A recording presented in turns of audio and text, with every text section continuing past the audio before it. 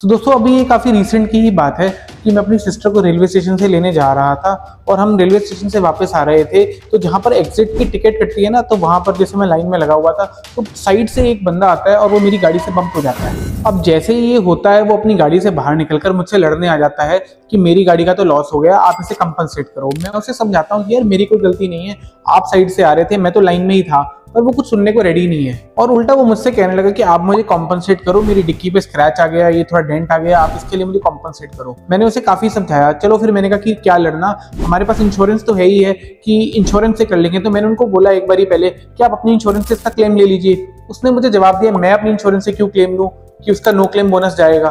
तो मैंने उसकी बात कही, ठीक है आप अपनी इंश्योरेंस से मत लीजिए, मैं अपनी इंश्योरेंस दे दूंगा, आप इसे गाड़ी को एजेंसी में लेकर जाइए, मैं अपनी इंश्योरेंस दूंगा, मेरे पास इंश्योरेंस है, आप उससे क्लेम कर लीजिएगा।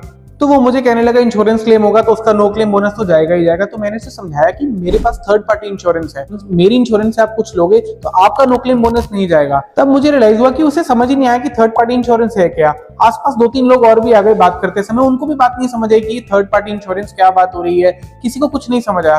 तो मुझे रियलाइज हुआ मुझे एक वीडियो बनानी चाहिए कि मोटर इंश्योरेंस वर्क कैसे करती है। अगर आप कोई व्हीकल ओन करते हो ना, तो आप अपनी इंश्योरेंस की जो स्लिप निकलती है जहां पेमेंट करते हो उसे निकाल लेना। उसमें 3 कंपोनेंट मिलेंगे आपको।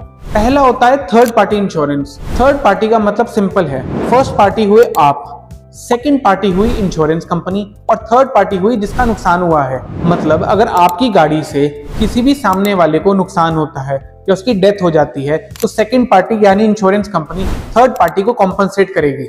इसीलिए इंडिया में थर्ड पार्टी इंश्योरेंस कराना कंपलसरी है। बिना थर्ड पार्टी इंश्योरेंस की गाड़ी चलाना इलीगल है। लेकिन एक चीज का ध्यान रखना, थर्ड पार्टी इंश्योरेंस दूसरी पार्टी के नुकसान को कवर करती है, जो आपकी गाड़ी का नुकसान हुआ है उसे नहीं कवर करती। अब मान लीजिए मेरी गाड़ी का भी बम्पर टूट गया होता या उसकी हेडलाइट टूट गई होती तो वो थर्ड पार्टी इंश्योरेंस में कवर नहीं होता।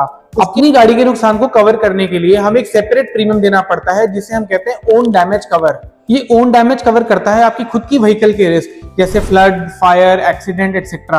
और ये ओन डैमेज कवर लेना कंपलसरी नहीं होता, ये आपकी खुद की चॉइस होती है कि आपको ये रिस्क कवर करना है या नहीं। होपफुली आपको थर्ड पार्टी इंश्योरेंस और ओन डैमेज कवर समझ आ गया होगा। मेरा आपको ये सजेशन रहेगा जब भी आप गाड़ी लें तो आप एक फुल कॉम्प्रिहेंसिव इंश्योरेंस कराएं जो कवर करती हो third party insurance, own damage cover. तीसरा कंपोनेंट है एड ऑन्स। बहुत सारी कंपनीज आपको एक्स्ट्रा एड ऑन के ऑप्शंस भी देती हैं जैसे road side assistance, zero depreciation, engine protect. इससे आपकी गाड़ी का फुल सेफ्टी पैकेज हो जाता है। मोटर इंश्योरेंस का मकसद ही होता है कि एक्सीडेंट के समय आपकी पॉकेट पर लोड ना आए। अगर आपको हमारी वीडियो पसंद आई हो तो जरूर इसे लाइक करें और अपने फैमिली एंड फ्रेंड्स में शेयर करें और इस चैनल को सब्सक्राइब करना तो बिल्कुल मत भूलना।